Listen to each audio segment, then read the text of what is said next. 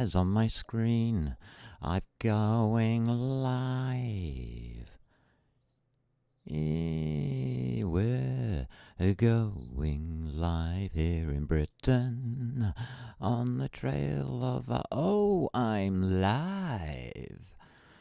Welcome, welcome, welcome. Surprise, surprise, it's Blades. I'm here. Look at that title, eh? Could I get it any longer? I don't know. Blades, what are you doing? Yeah, intro live next week is the start of the C++, well, maybe Java Thinking Programming Club, or TPC for short. Just call me Blades. Not sound of mind, I guess.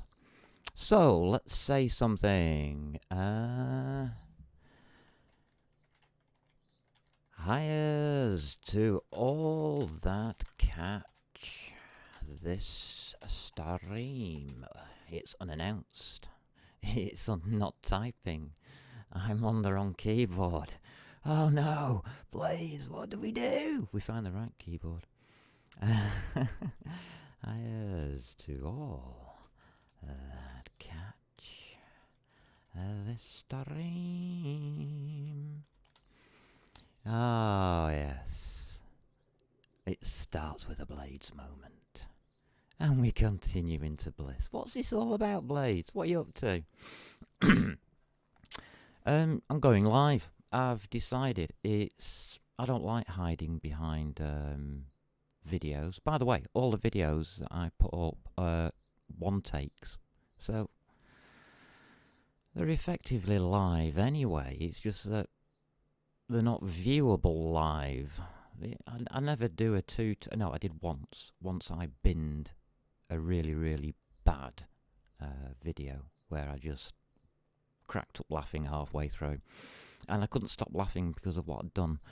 But that's a different story. Yeah, I've got a nice blue screen, haven't I? Guess what that is? Hey, let's have a look, shall we? Let's have a look what I'm running. Now, yeah, will this fit on our screen here? Yeah, I think it will. Here we go. System settings. My hardware configuration is that. Just pop this up to full screen for a minute and get my black bubbly burpee liquid out of the way so I can read it. Yeah. Yeah, Radeon R7 260X. What the heck's that? Is that ancient technology from a Voodoo era? Probably.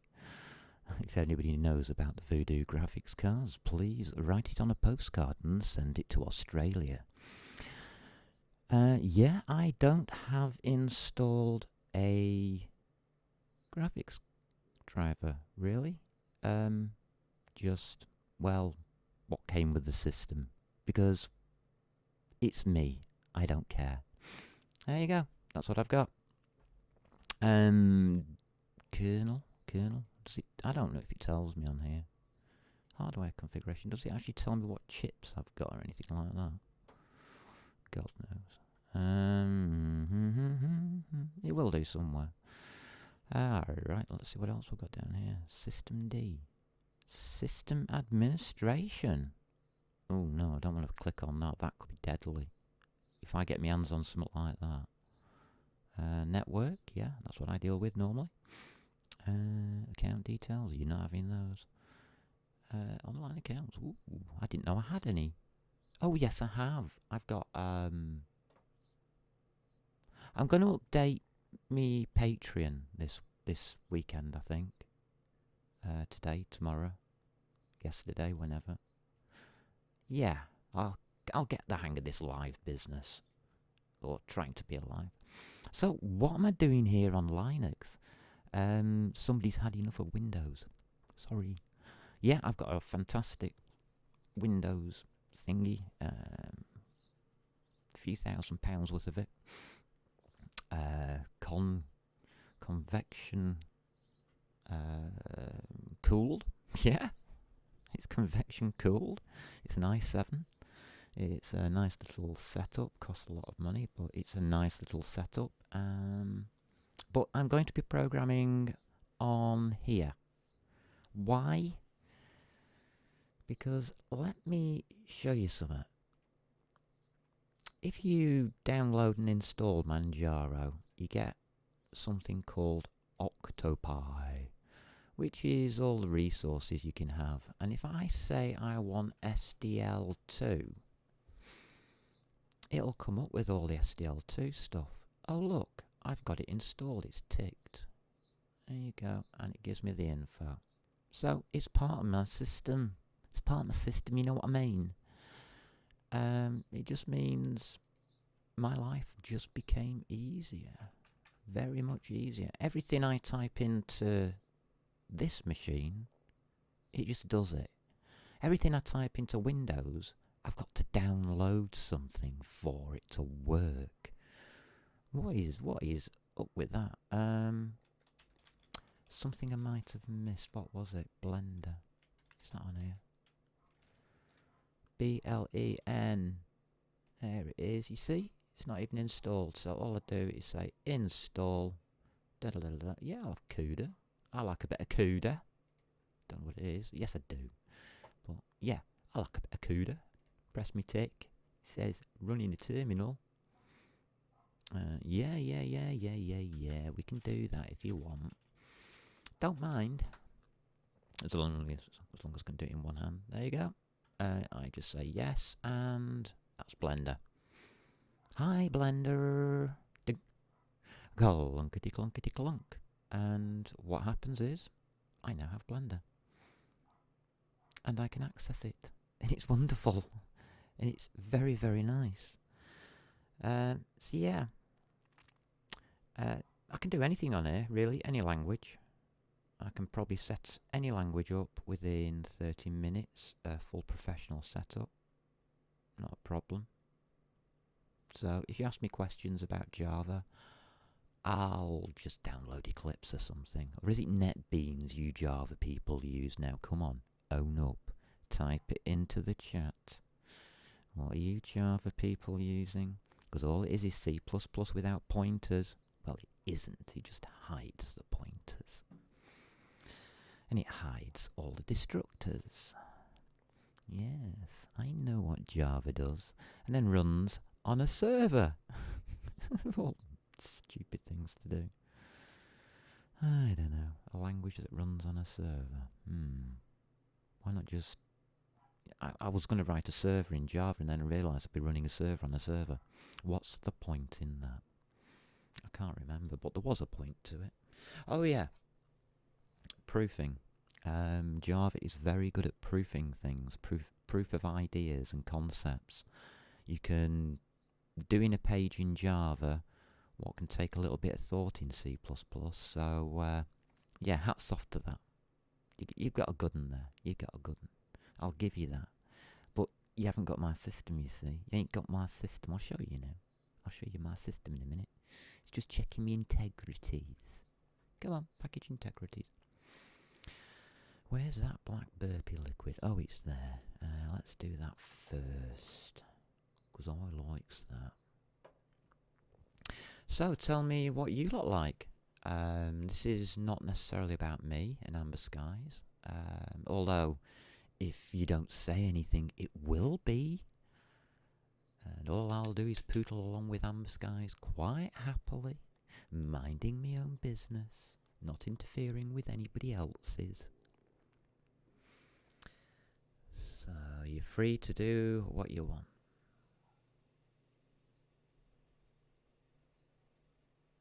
I'm here, and I'm all yours.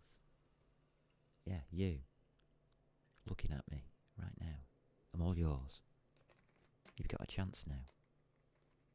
You can get something done that you've always wanted to do. You can find out how to start that project you've never been able to get round to. Oh, I can't put it over there. There's a TV screen in the way. What do I do with this? It's a big bottle. There we go. That'll do.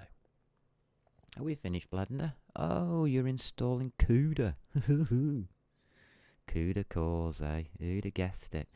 That's something I haven't mentioned really a lot of. I've said bits and pieces about GLSL and writing programs on your graphics card. Well, your graphics card is a fantastic mathematical genius, and it's got a lot to do with that CUDA, the CUDA cores. What that is a rampage calculation ability in multiple dimensions at once. Think about that. Wow. How many threads are on a... I wonder how many threads they use on the average graphics card nowadays. That's an interesting question. You get threads on your CPU, so there must be threads on a GPU. It's just never mentioned much, is it? I wonder if it's just one per core. Can't be. That just wouldn't work.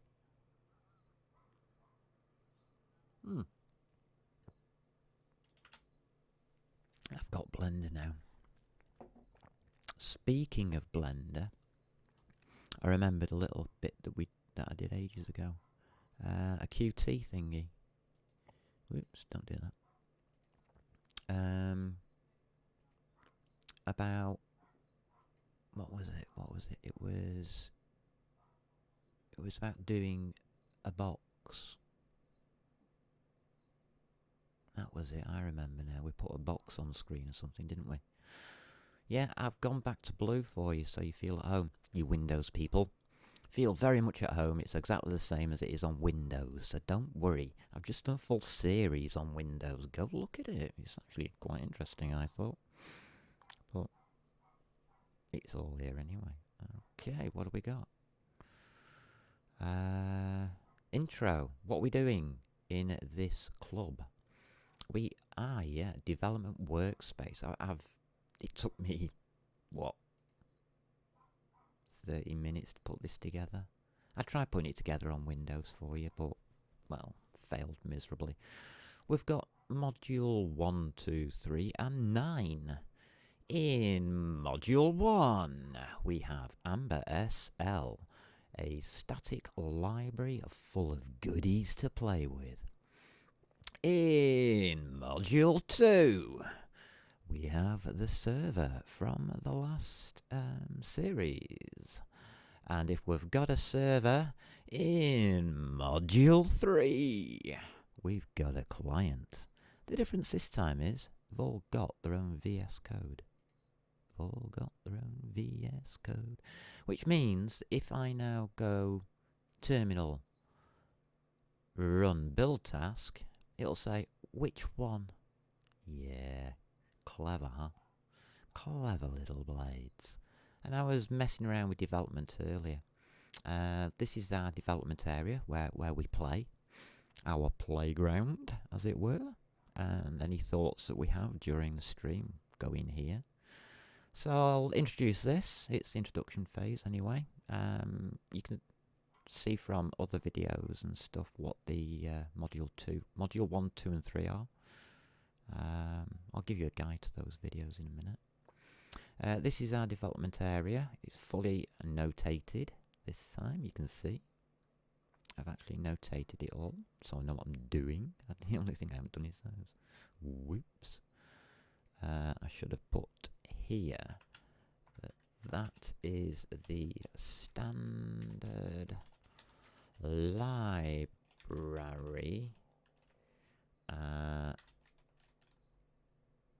input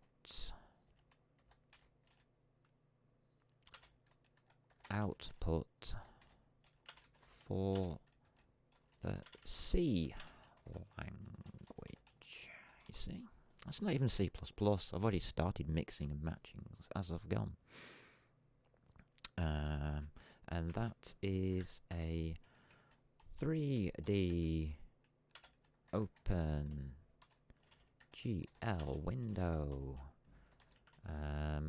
developed in module 1. There we go. So that's that finalised. There we go. I keep just adding notes to it as I go. So, other videos and stuff. What have we got? Have I got a Firefox or something hanging around? Oh, yes, I have. Good. Thank God for that. Getting a bit worried then. Probably forgotten something, you know. Here we go. Mozilla Firefox. Yeah. Now, this series is brought to you by Amber Skies. Amber Skies has its own website over here. This website will connect you to the Qt3D GitHub code. It also has a direct line to my telephone here, contact me, but it is email only, it's not telephone calls. You can email me using any of the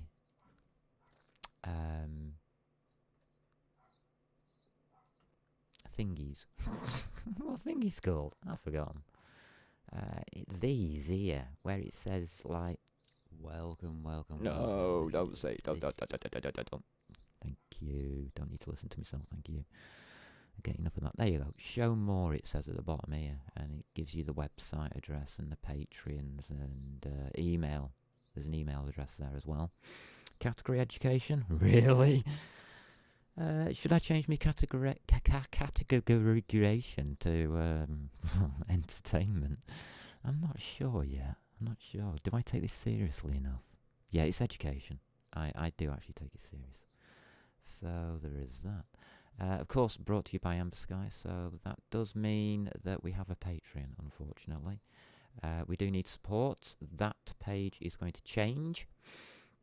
At the moment, it says a lot about XCOM, which might be coming on a revival this summer, so watch out for that. That would be good. That would be very good. So yeah, right. Playlists. This is the important bit. Okay. Programming 3D, Stage 1, Stage 2, Stage 3, Stage 4, Testing, and the 3D game that came after it were all part of Amber Sky's static library, the development and proofing of work, that it worked, really, at the end of the day. From here, we've got the static, how to do the static libraries and stuff. You don't need to really watch either of these two. These might get taken down, actually. I could do that. There's the Qt one, which I'm going to investigate now in C++ because I want to integrate that into the static library as well. There's some games. That's the loading a 3D model mess around. It was just, could I dream up a silly system in my head and program it? And the answer was yes, and it came out with a fantastic idea or two. So I'll be using some ideas out of there as well with that one. Right, and learn to program with C++ is my latest effort at showing people what C++ can do, from bad programming to better programming to possibly even good programming towards the end. That gave us a server and a client. So that was a bit of a bonus. I have made a few minor adjustments. I think I made a mistake in one area, but I'll show you now anyway. So there we go. Amber Skies is there. Patreon will be updated over the weekend, so go have a look at it Monday. Don't bother X, it's all about XCOM. And I just realised, so is my homepage. But anyway. There we go. That's the adverts over with. Let's have a look at this. It's a development environment for Amber Skies, created on the 8th of May 2019 by me, Fraser Sharp. Hi. Anyone is free to use any of what you see in a live transmission, I suppose it is, broadcast, whatever. You can have any of the code you want, I don't mind. Just ask for it and I'll just bundle it up into a zip file and chuck it at you. Because the stuff that I'm doing currently will all be like commented up, documented. I think documentation is a strong word for what I do as so-called documentation. No, I don't really. I just note things for what they are rather than what they could be.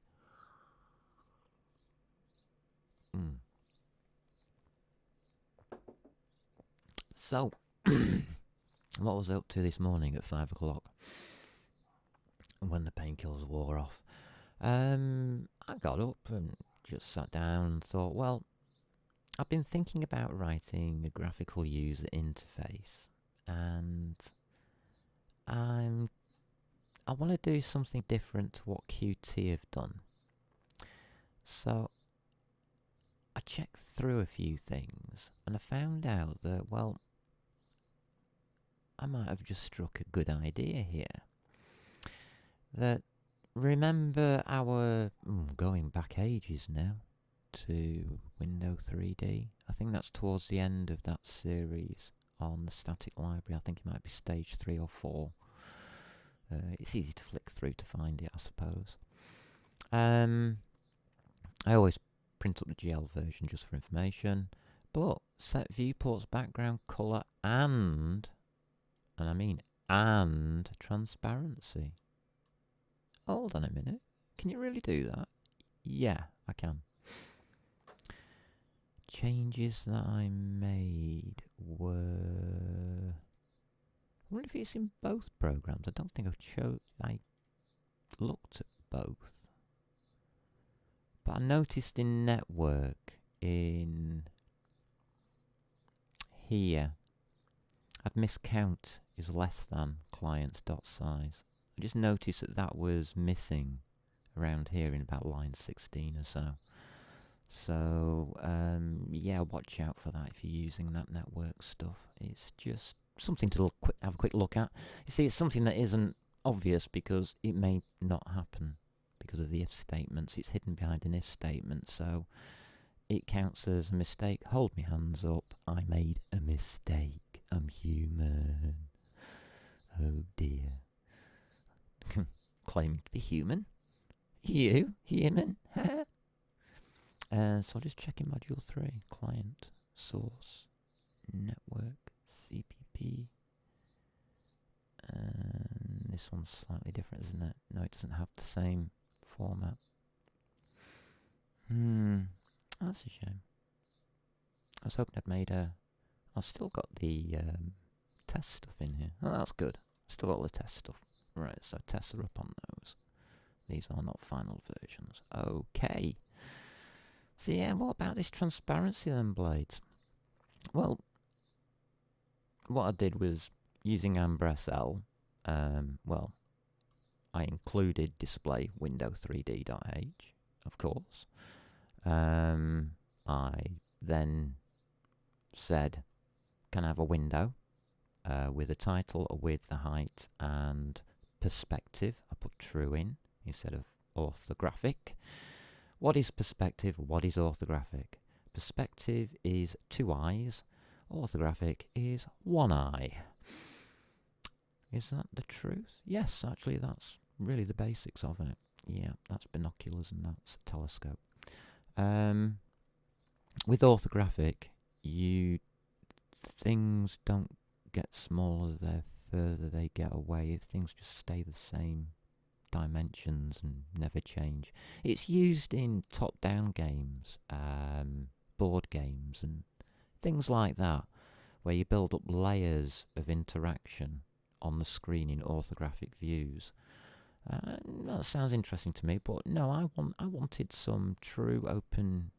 I'm a 3D person. I live my life in a closed room, which I don't get out of much.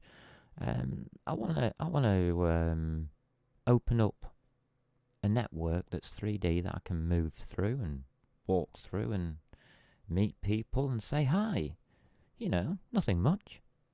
How hard can that be? Well, it's not as easy as it sounds.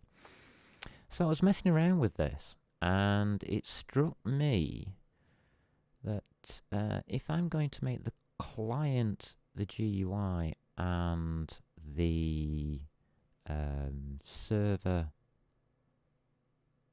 the logistics and graphics engine, oh god, I hate that graphics engine. Oh, there's no such thing. That's a load of rubbish. People will tell you that, oh, you got to use an engine. No, you don't. You just have to program things properly.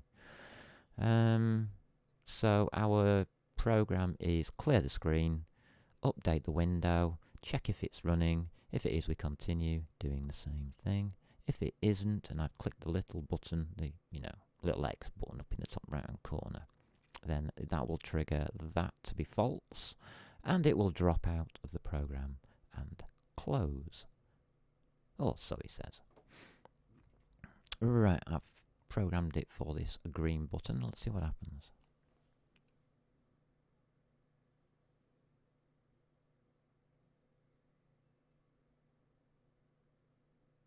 Well, what do you think? What do you think? There you go. Now, this window is transparent. Okay, I've put a little bit of light in it so that I can tell the difference between the window over something and the window not over something. That's all.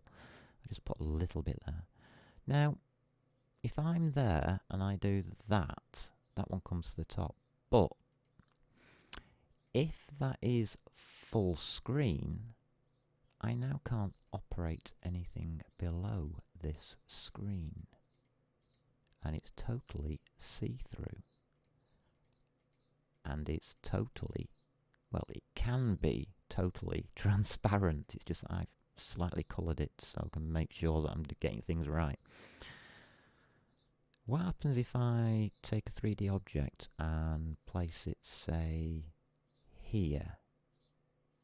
And it has the word exit written on it. And when you click on it, the program closes like that. That would make it a graphical user interface.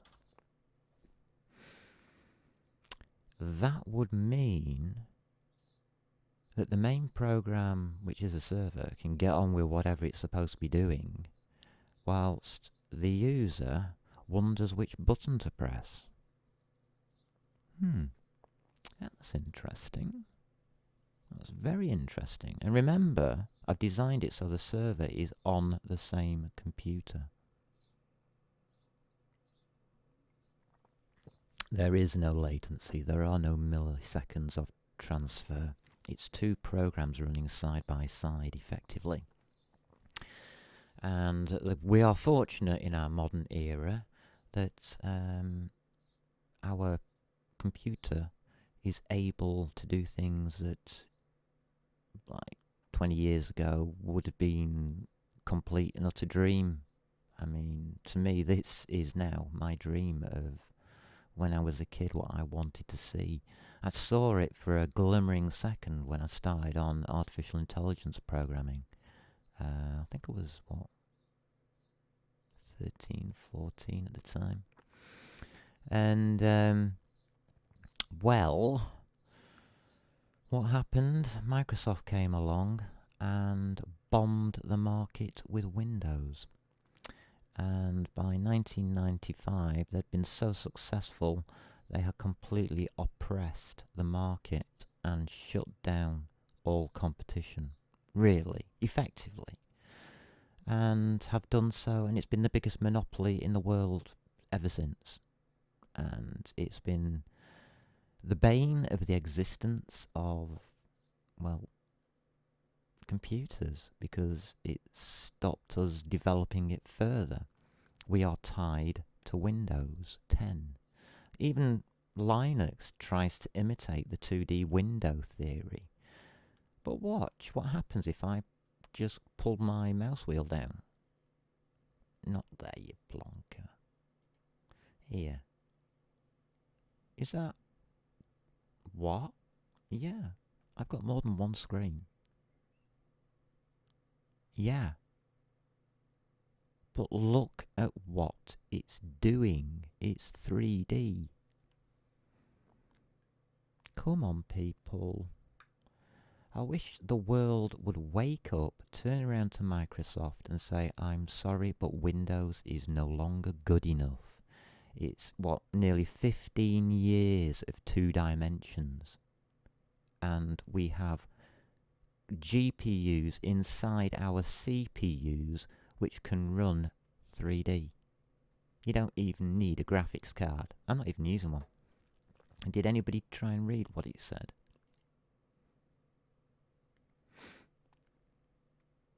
I don't know if you can see it, but OpenGL version 4.5 core profile Mesa 1903. What?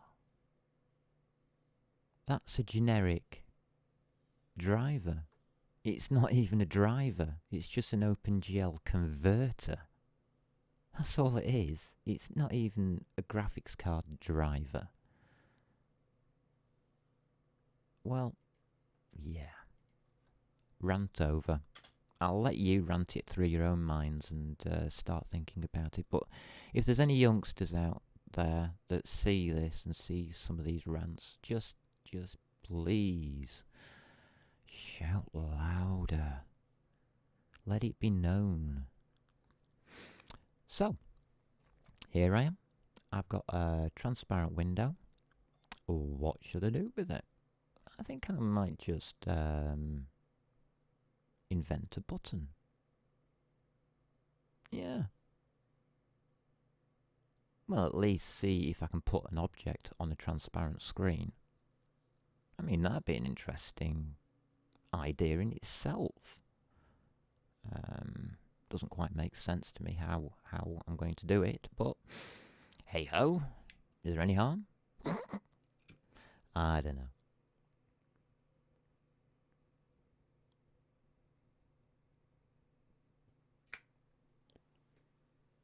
No suggestions from chat then? Oh, thanks. Cheers for the help, lads. Lasses. Let's see what I've got. Let's see what I've got. Let's see what we have on here.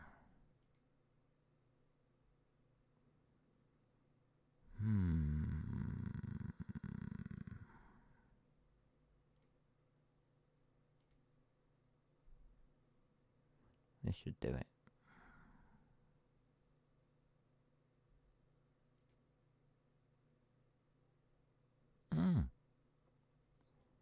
Don't need to do that, do I?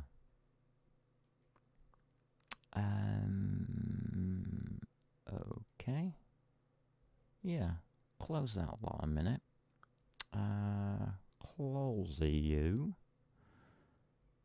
File. Add folder to workspace. Let's go and have a look at those repos. This is the beauty of this system. You can just mess around with it as much as you want. That was a development thingy. Solution dev 1, so that's the folder. Okay, just add you a second. Oh, it's got a VS Code marker on it. That's nice. Dev 1 CPP. There you are. There we go. Split screen. Thank you. Pop you here. Let's have a look at development now. There we go. I've got development and dev 1. Let's see what we can do with this lot.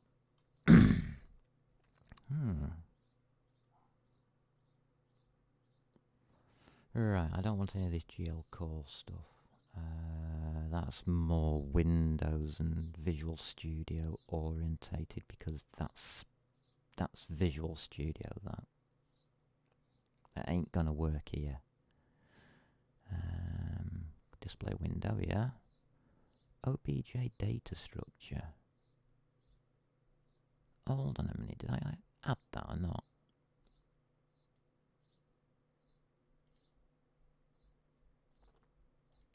Just put on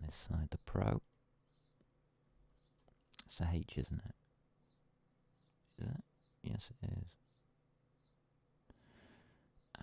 Models, obj data structure .h. Yes, we have it. Good.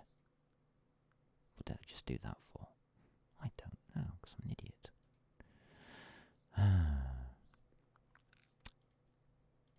Put it anywhere. I'll do. Alright, so we'll need maths. We'll need the obj data structure. So those are our includes, those three there. So copy those over to here. There we go. Yeah, you can't do it that way. That's going to be, let's do it properly now, because it is a library now. It's going to be models. Tab, models, slash, that one. Delete end. Delete end. Delete end. Yeah, this means it's, to me, in my own mind's eye, it means, hey, whoa, hold on a minute, this may be your stuff, but it's also a library. So we'll add those three in. From a standard library, yes, because we're reading stuff, vectors, because I like messing around with vectors, and IOStream, because it's there.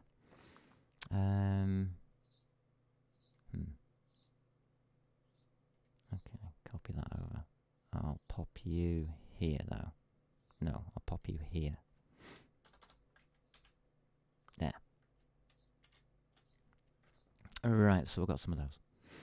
Anything else we might need here? Yeah. Namespace model might be good. Oh dear.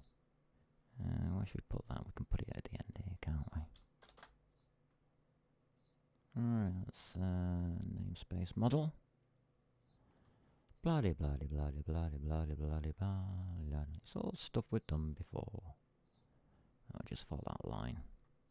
The left-hand line will tell me when to stop. There it is. So I'll just copy that over. Got to go through all of this anyway, so don't worry about it. Pop that in there. Right, we've got quite a few errors. Alright, so at this point I stop, because as soon as I popped that in, it was error city. So let's just have a quick look. I think I've missed out some variables. G. Yeah, I've missed out some variables, haven't I? Okay. So, dev cpp. Just pop you up here. Where are those variables? There they are. M2. At least I know what my way around these, because I've been here before, like. Why is that namespace not got an N on it? What happened? Namespace, thank you. Global variables. Now, there's a good talking point. Global variables. What is so bad about global variables that everybody goes nuts about them and says, oh, the bad practice and all the rest of it? When you're developing, it's fine. Absolutely fine. When it means, if you're using a global variable, it means it's time to make a class. If you're in C++. If you've got global variables in something like Java, you've done something seriously wrong. And things just ain't working out for you that day. And you probably haven't had porridge for breakfast or something. So, yeah. Something to be aware of, but global variables are very, very handy because they are very handy at controlling things like text files that I just want to pop into the program, and taking track of an incidental current color. You know, that's all those two are doing.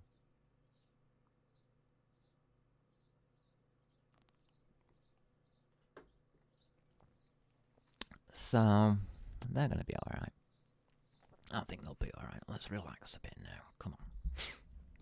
Let's chat a bit about programming. So, how do you come about doing all of this kind of rubbish then? Namespaces and all the rest of it.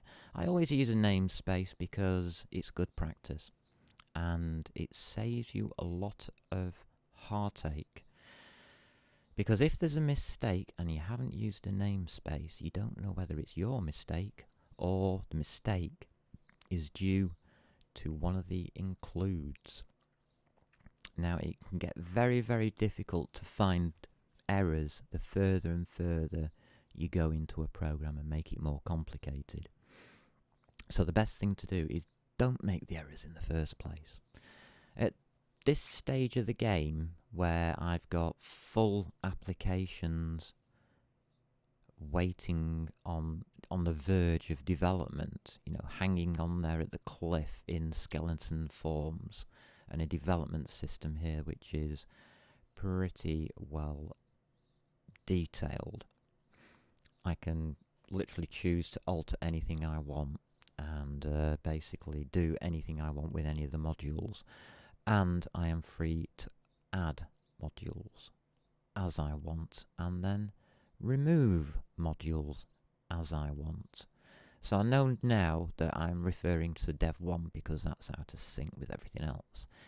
If I do decide to keep this in its original format, I will turn that into Module 4 and it will slide gently upwards above Dev and enter into the module series and become a separate entity. And that's how I work. If I look at something and it looks good to be integrated, then I will integrate it, and I think this is going into Module 1. Got a big feeling about that because Module 1 at the moment is about 9 megs worth of 3D. Yeah, 9 megabytes. Yeah. 9 megabytes of 3D computational programming. Yeah, that was a big series I did.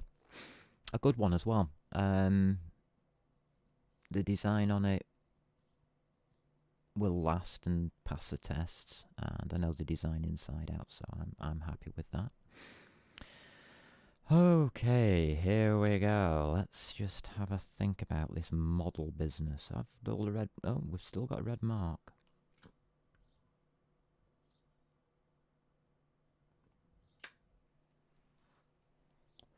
You might notice that all I will do is correct red marks. I will not start programming until they are gone. And the red mark, is that on my side or their side? I think it's on their side, because I haven't got the full program here. Yeah, GL call. It can't work because it's not in Microsoft Visual Studio 2019 as it is now. So we'll see about that. That's okay then. I'm happy that GL call won't work. Because it did its job initially. It found the error and it told me what it was. That's good news. I won't get caught out by that again. I hope. But there's the fix. Done. Next. Right, we've got no red marks now. That's good. That's good. I can drop dev and look at what we've got. Just close this one, please. Thank you. Close that one. And then we're just left with this. We can close that. Right, here we are. This looks like a good place to be. So, reading text files. Here's the programming for it. Let me just put that down. Move the microphone a bit so I can lean a bit forwards and reach the keyboard because it's on a tier above the other one. No comments? Right, okay. Chat's quiet. Void read text file. Const std string and file path. I don't know why the and went to there. I would not normally do that. That's Visual Studio's format, and that's my format because it means the address of file path. So that reads that we are having a constant. We're not going to change it in any way. It's a standard library string coming from here. So that's all. That's your standard library string. And it's by the name of file path, which gives you an idea of what the contents of the string should really be, you know. Then we come to this weird ifstream thingy. Now this is worth looking at. Let's just split it down. Right, that's what it really says. There we go, that's better. In fact, we can get rid of that for a minute, so we can concentrate on this. Now, what's really going on here? ifstream is a standard library. I, input, possibly. F, file, possibly. Stream. Doesn't say really where the input is from. But if you look at the type def, it says above my little thingy there. Can you see this all right? Hold on a minute. What percentage are we at here? Oh, it's not going to do it, is it? Is it Alt? No, I don't know how to change the size. Oh, yes, I do. View. Appearance. Zoom in. Bing! Oh, that's better. We can concentrate better now. There we go. Let's get back on ifstream. There you go. Type def, which means it's a type definition. Standard library basic ifstream of char type. Standard ifstream. I think it is input file stream. I think it is. So we have assigned it a block of memory called in buffer. We haven't given it a size, which is interesting. So we don't know how big it is. We are giving this the file path, which is your char bit in the type def. And that will be okay, I guess. It's a .c string. Why? Why is it? That's what I want to know. Why isn't it just a string? It's in a standard library, for God's sake. Why is it back into C? So I'm converting from C++ back into C so I can use a C++ standard library. That makes no sense whatsoever. But that's what's happening. That is actually what is happening. So that takes a standard string, turns it into a char star. Yeah, there you go. I can't move the mouse pointer. I need 2 mouse pointers for this. So it's a const char star. That's what it turns it into, and gives that then as the file path to ifstream, which takes a char. And that's how it works. I mean, we could have written it ourselves so it wasn't as stupid, but we didn't. We've got it in the standard library, so we'll use theirs. It opens a file. Well, not really. It instructs us. It instructs the computer to find a file. That's a better way of putting it. So what we have here is file name and full path given by user. I always say user because it's coming from this part here. The ifstream will, this part here, will sets up a memory block. It's a page, Blades, it's a page. Oh no, it's a memory block, it's easy to imagine that way. So it sets up a memory block called inBuffer, because that's what we've named it. It could be any name. We could have dreamt up anything there. We could have put Eiffel Tower for all I care, but we put inBuffer. So it sets up a memory block and attempts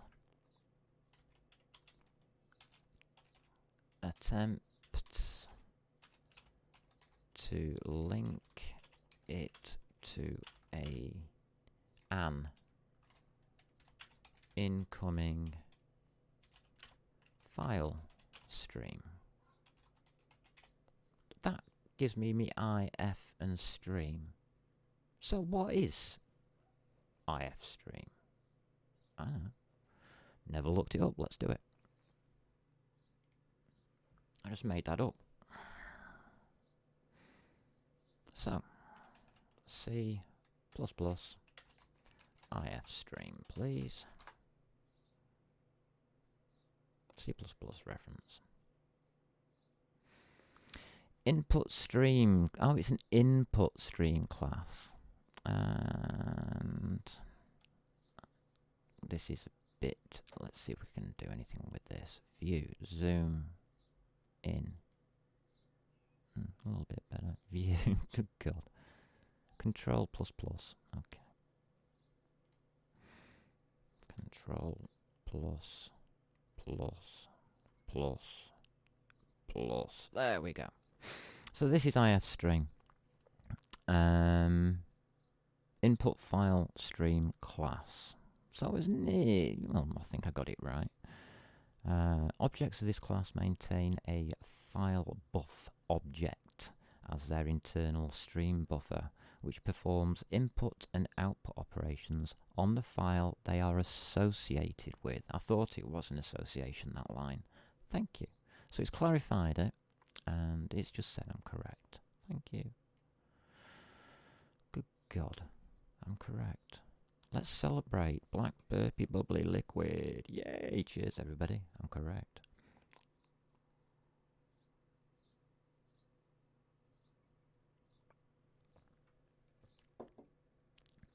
So that's what that does. It's this next bit that actually opens it. What we do is we tell the inBuffer to start the stream, which effectively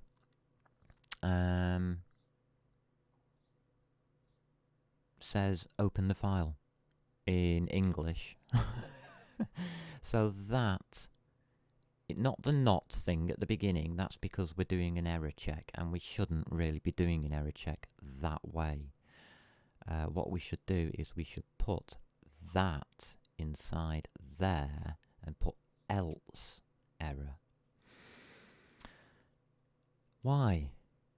Because you should never check the negatives. You're not interested in the negatives. So it's a wasted check. So every time you come past here, it has to check for a negative. Why? Just check for the positive, for God's sake. So that turns into that.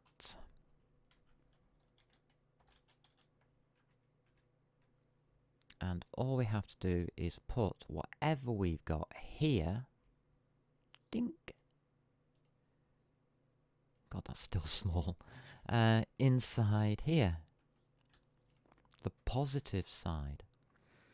Oh God, now I've got everything going geek. Shift Alt. Okay, we can do this. We can do this, please. We can do this. Come on. Yeah, we did it. God, I'm amazing.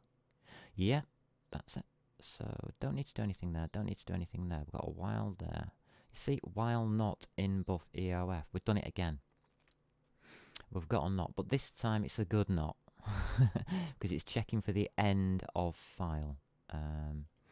So let me just start. So if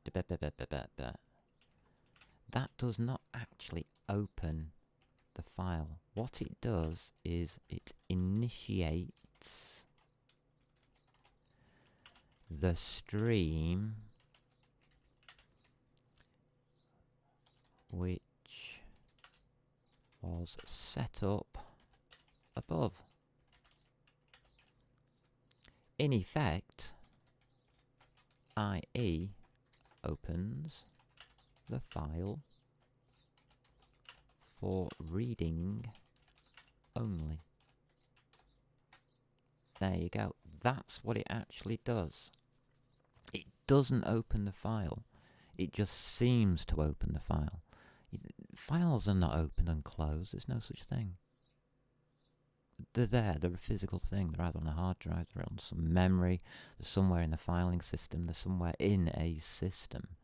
But they're not open and closed. That's a theoretical premise that humans have put on that solid state of something existing. God, it's hard to explain. Forget it. Go into a theoretical debate there, I don't mind. So that's what our in-buffer's doing. So while not in buffer, yeah. This is really just checking to see if we have reached the end of file marker, which is \0 if you want to know. But anyway, you'll find that out from that client thingy where I was putting \n in everywhere and then decided to go with \0 right at the end and stuff the \n because all it was doing was doubling the size of our data to be sent across the internet. So, yeah. There are those things to consider. The computer does a lot for you. Use it and abuse it. Right, what we got next? In buffer dot get line. Oh, yes, that's English. I think we know what that's doing. What it's doing is it's reading a line until it finds a return carriage or \n\r, I think it is on Windows. On Linux, it might just be \n. Not overly sure. I mean, we could ask it what the last character is. Let it tell us. There we go, that's what that does. Now, we're going to use this temporary buffer, so we have to give it the size. So instead of messing about, we're just going to give it a standard number. You should not do that. That should be created up here in namespace model or at the top of your read text file, because it is a temporary. So you should really have something that says buffer size.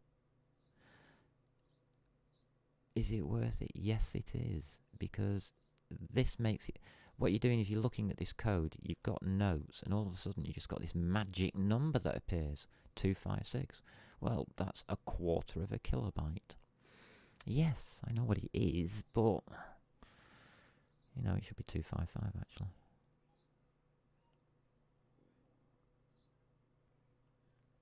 It's also wasteful, because the page size, I think, is 1K. Or is it 512 on these? I don't know. But it is the wrong number, so I'll alter it. Should be 255.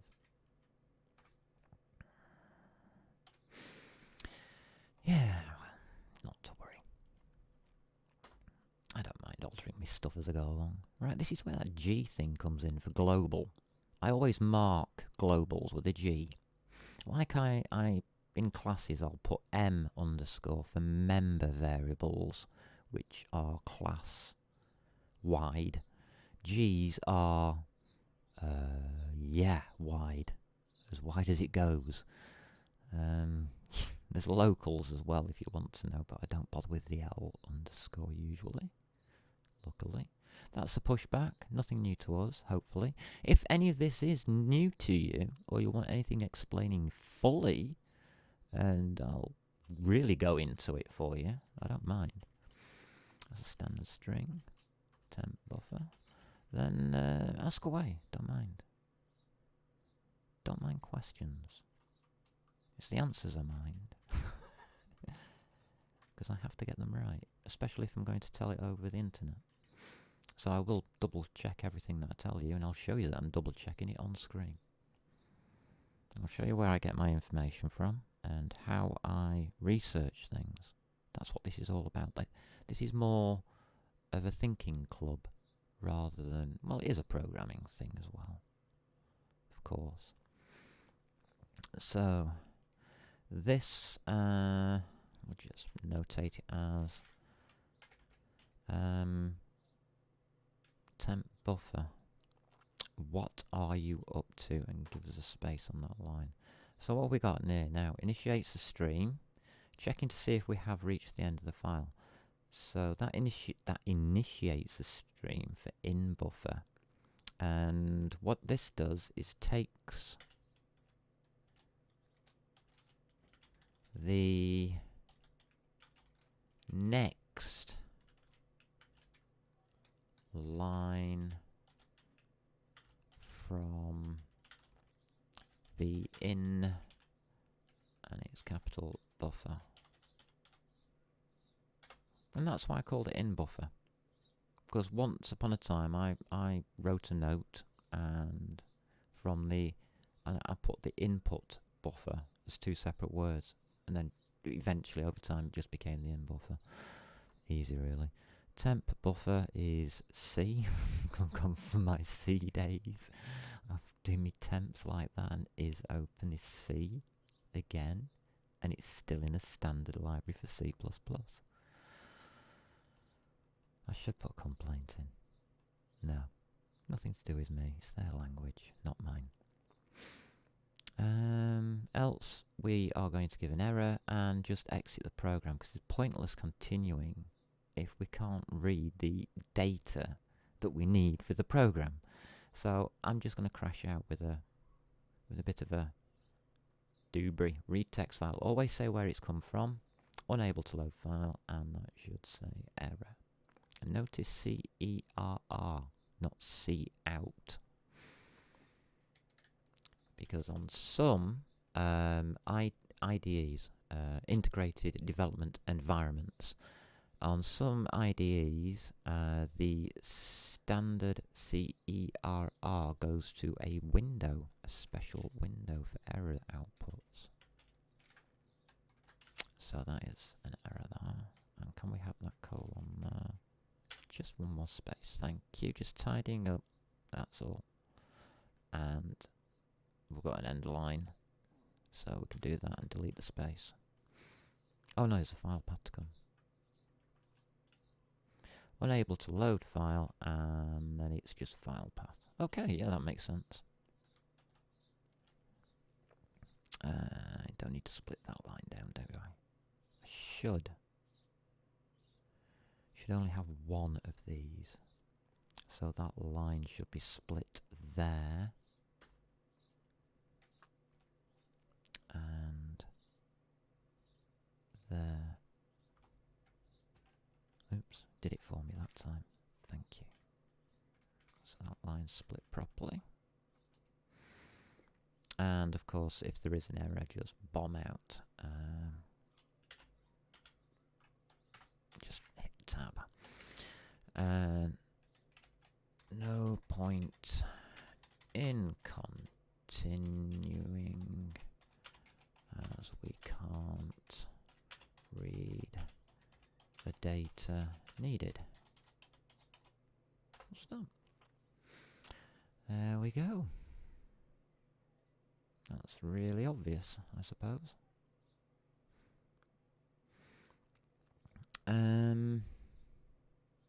Pushback.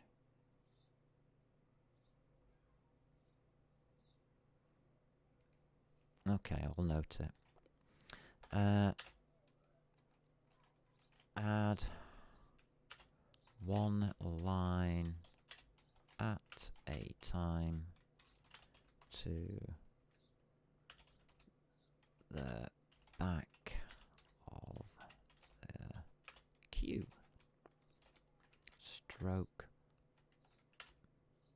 queue stroke bottom of the list. Some people like to call these queues, and there's a whole generation of queues and different types of queues you can make.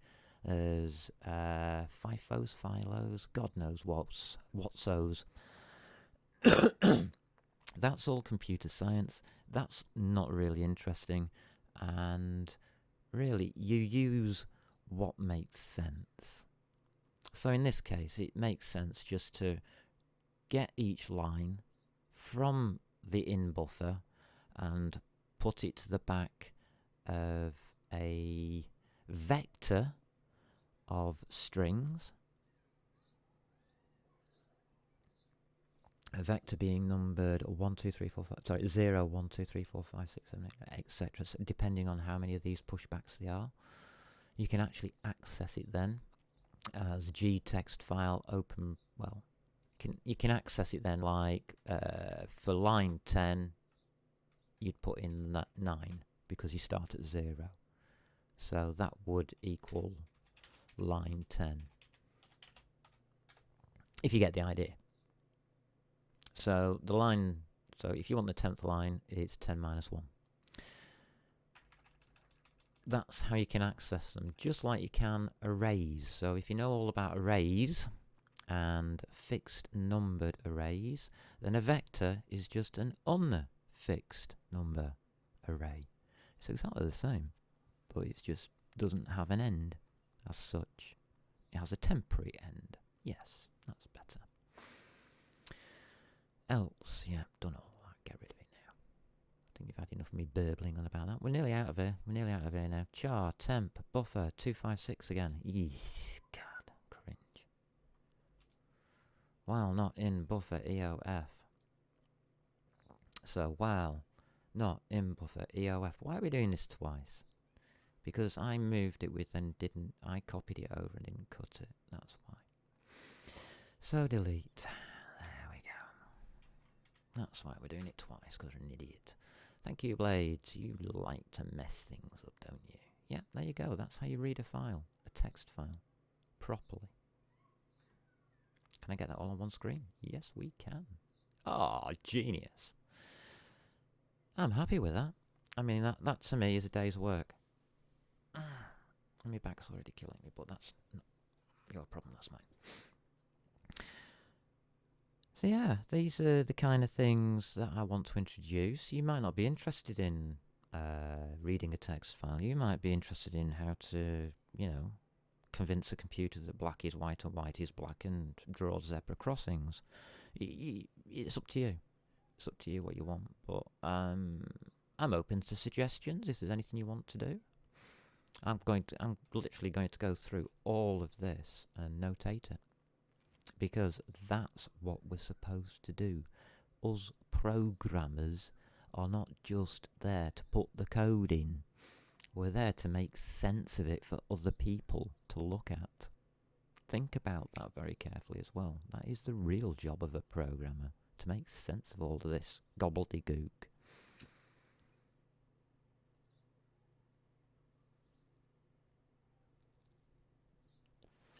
Funny, my mate still, every time I say, oh, I've done such and such for Amber Skies, he goes, oh, God, don't tell me, I don't understand any of it. And no, he doesn't. But if he was to read the notes, he'd understand it perfectly. He'd understand the right-hand side, not the left. It's where you get the left-hand side from is the trick. Do you get it from your memory? Do you get it from a book? Do you get it from examples? What? The answer is everywhere. Everywhere you can. Get interested. Get very interested. Get really into it and dig. That's where you find it all. By digging in, exploring, as I've been trying to say for the last few series. The last couple of series have all been about exploration. And I meant it. Best way to learn. If you want to learn, explore. Come and explore with me. Hey, there's an invitation for you. Can I say that? No, you can't. Not like that, you can't. No, that's a bit beyond the pale.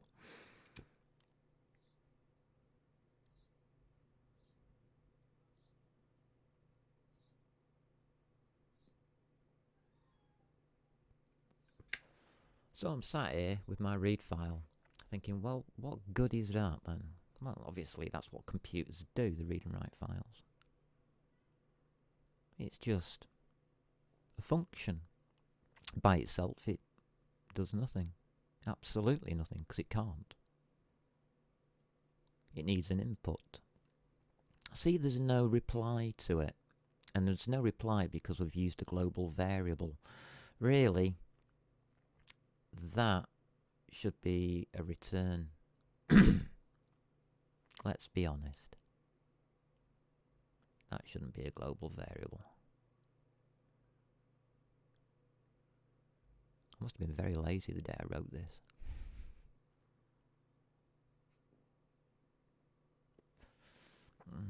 Maple syrup. Yummy, yummy, yummy. I'm going to enjoy that later. Right. Relaxation time. We've been through a whole function already, and it's only taken me... Ooh, this is a speed that I work at, yeah, and you wonder why I can't get a job. Joke. Does it tell me anywhere? Yeah, live. 1 hour and 11 minutes. We've actually checked through and modified. We haven't modified it fully. But I'll keep that in mind. Can we take that out of being a global? We can take that out of being global, yeah. I just did that for laziness. Splitting. This is very interesting. So let's just put a few spaces in there, because we don't want that bit. Remember, space doesn't matter in these. So here we go. Split. What's this all about? Let's have a look at it. So we're taking in another constant string, which means, oh god, that ampersand sign. What's wrong with it? The address of a line of text, or text line. Why don't I just call it line of text? How weird of me. But anyway, that's what it is.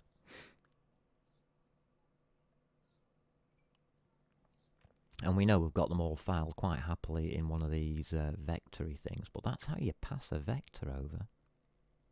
Yeah. And that's an ampersand as well. I would just want an address there.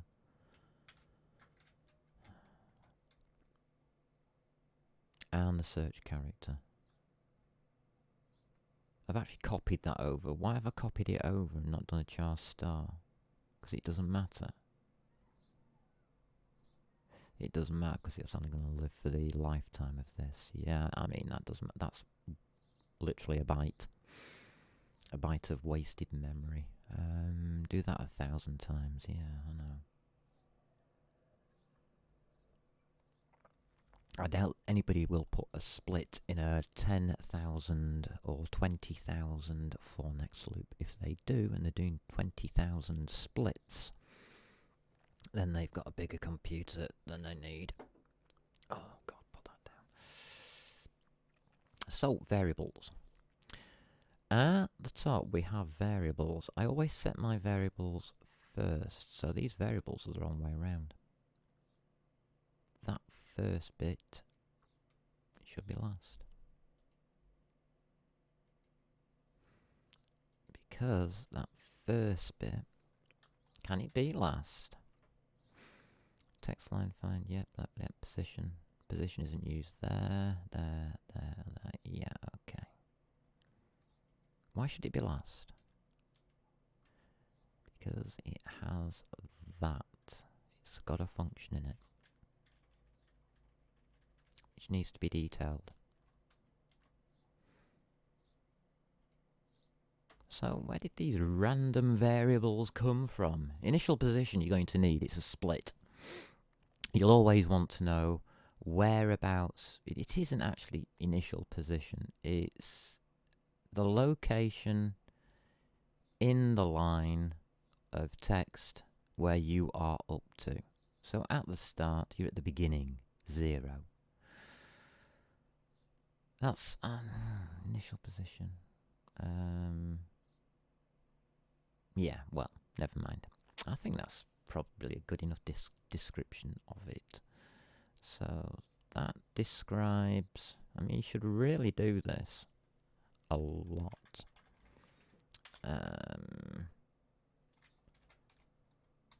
Tells us where we are up to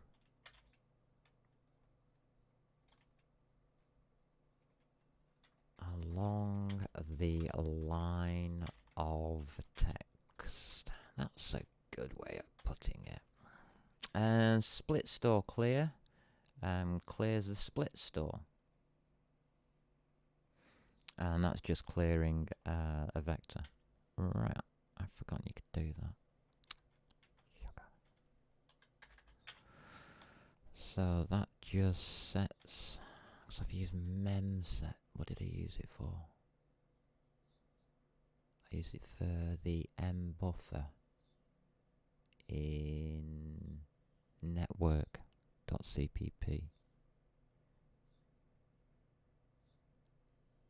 No, that's fine. Memset. It's the same thing.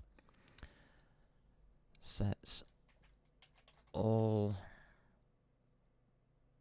No, it doesn't set anything.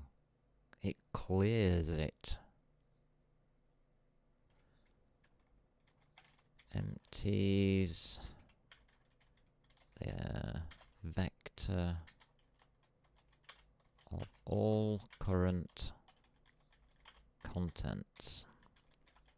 That's better. That's what it actually does. This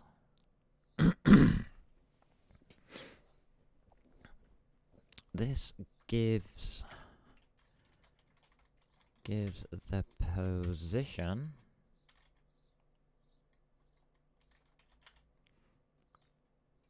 of the next found search character.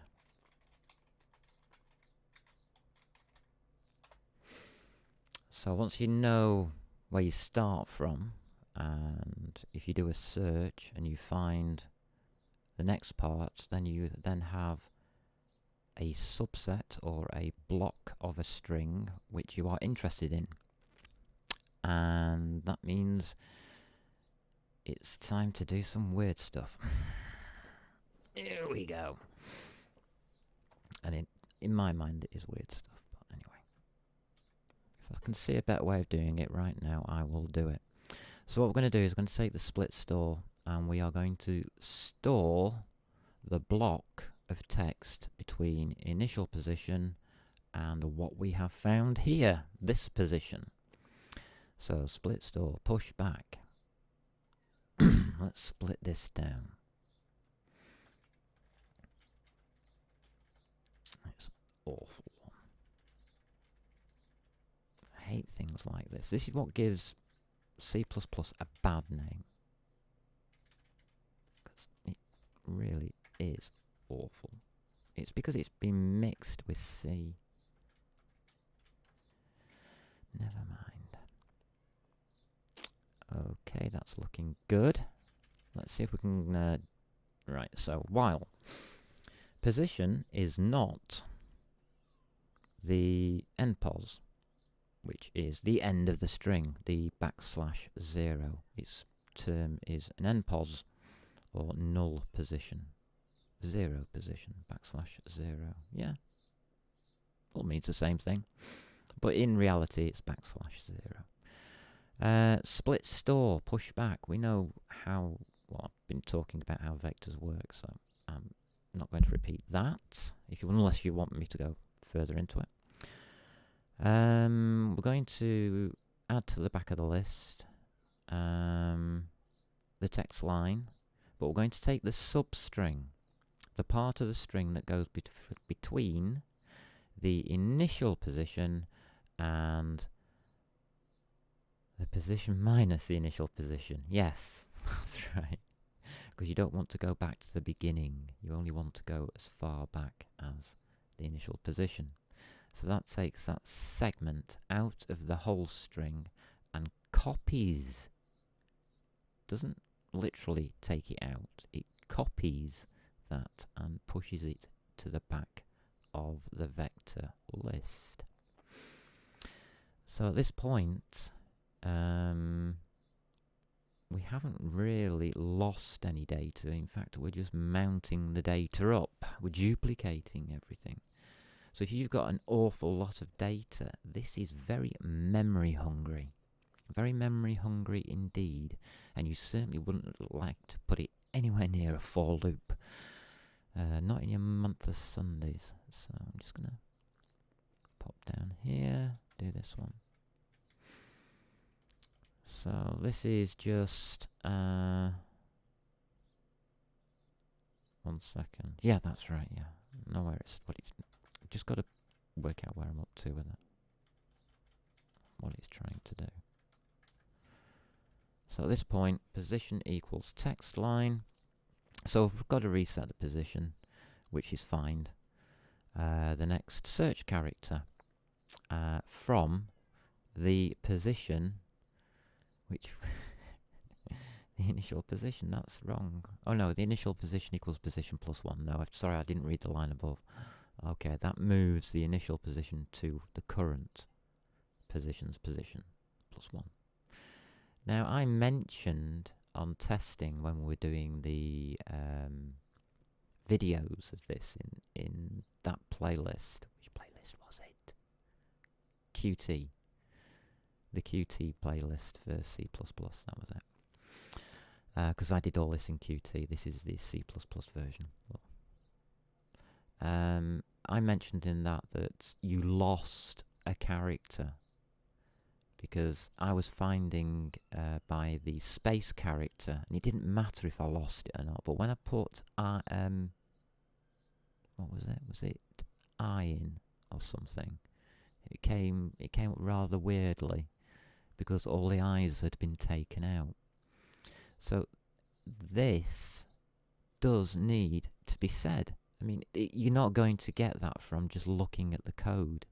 You're only going to get that if you've used the code, you know what the code does, and you've experimented with it. I couldn't tell you that happens without prior knowledge.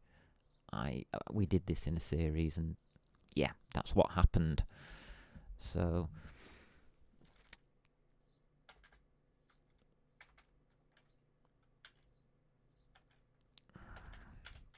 note the search character is not copied to any of the resulting splits. And I think that's correct. Split stores. Yeah, split stores.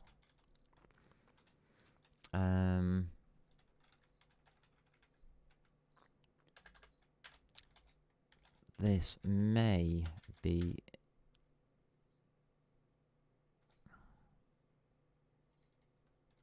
capitals, colon. This can be positive, be adjusted by removing the plus 1. There we go. So then it becomes the initial position. Does that make the initial position duplicated? No, it doesn't. Because a negative isn't inclusive. Oh, it is inclusive. It's not exclusive. Damn it, you can't do that. You have to do it that way. Because of inclusive maths. Can't put that line in. I thought I was being a bit brave there in claiming that. I can't claim it. Not without testing, anyway. but I know that the search character doesn't get copied. That's a guarantee. Lovely. And that is the same as that line there. So you can see it now. Find, open bracket, search character. But this time we've added a start position to it, where that we could have put initial position, but it's 0, so it's automatically done. I don't like that. I'll show you what I mean, because if I put a comma in there, you'll see pos equals 0. So it automatically puts a 0 in. Don't like it. I don't like them doing that. Anyway, I try to avoid doing that, but sometimes I find it necessary. Like on window, where I put that true or false thing at the end for perspectives and orthographics. All interesting stuff. So we're happy with that lot. Excellent. And it looks like I've got visitors. How long have we been on this? Because it's alright, I can finish this off screen. You're doing all the notations and stuff. It's just if any questions or anybody want to ask anything or say, look, we want this doing or that doing or anything. Actually, leave in the comments below, because I'm starting Monday. I'm about to head off to modify the... What was it? That Patreon thing, yeah, I remember. Where are we up to? We haven't actually done that bad. I mean, do you really want to sit there and let me explain all this? Oh, God. I mean, I don't mind. I will if you want me to. But I will continue this work at my leisure. But I want to go and do that Patreon page first, because it's now becoming important. I do need a Mac. I need to be able to prove that all of this works on a Mac, and I can't even do that. Because I found out it was illegal to make a virtual one. Yes, I can make a virtual Mac, but it's illegal because of Apple's copyright notice.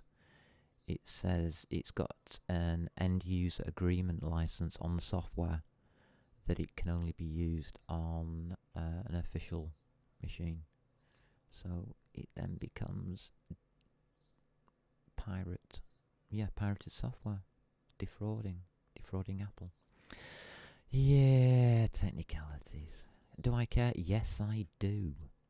If I want to sell any of my programs at the end of this, I've got to be clean as a whistle in that area.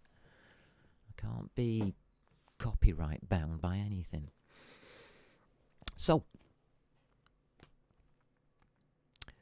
you people now have a say. I am going to be streaming from 2 p.m. Monday afternoon. If you can't catch the streams because you're at work or whatever, or the time zones are wrong or whatever, fair enough, just put comments in. Don't be afraid to put comments down. Even if it's a strange request, like you want to see how to program an upside down bean pole with spiky, furry, fluffy windmills on. If that's your request, that's your request. I will take all requests at face value. I will not laugh at any or say that is a stupid question, because mostly they are not. A lot of programming is hidden from people, and it's not until somebody starts doing this that you start thinking, hold on a minute, that's rather easy, isn't it? And it all makes sense. And now you split it down like that, I can understand why you're doing it. Because the first line is now the command, and all of these are the variables. No, there's a command there, and then there's a new command there, and then there's a variable, and then there's two closing brackets. But you can see blocks with the brackets. Each command has its own block, which is why I'm typing it out this way. So that's the idea. If you look through this and you're watching it for educational purposes, then how you write your code is important if you are learning. This is how I learnt to write C++, by blocking it all together so you can concentrate on one block. You can say what it does, you can see what it does, and you don't get it wrong. You don't do a Microsoft, oh, I've got 3,000 bugs in my Windows. That's bad programming. Don't get me on the rant. Don't get me on the rant. In the meantime, I want you to continue exploring. I want you to think about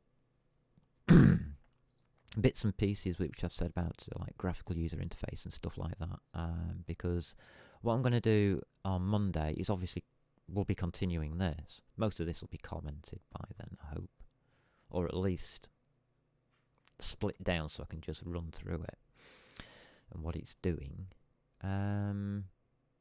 because this isn't totally obvious. It's pretty straightforward and simple once it's broken down. There's create shaders. Yeah, that's fine. And all we have to do then is integrate it all into a program. Yeah, that'll be easy enough. Shouldn't be a problem. So we'll pop that in there, and I'll put this down as intro. So that's the intro. Live. I'm on the wrong keyboard again, aren't I? That's the chat. So that's intro to the live stream. So I hope you've got a good idea from that, the kind of thing that I'm hoping for and looking for. And if you want to, Yeeks, what's that, module 1? You've got no changes, have you? It's development I'm bothered about. Okay. It's live. It'll date itself, won't it?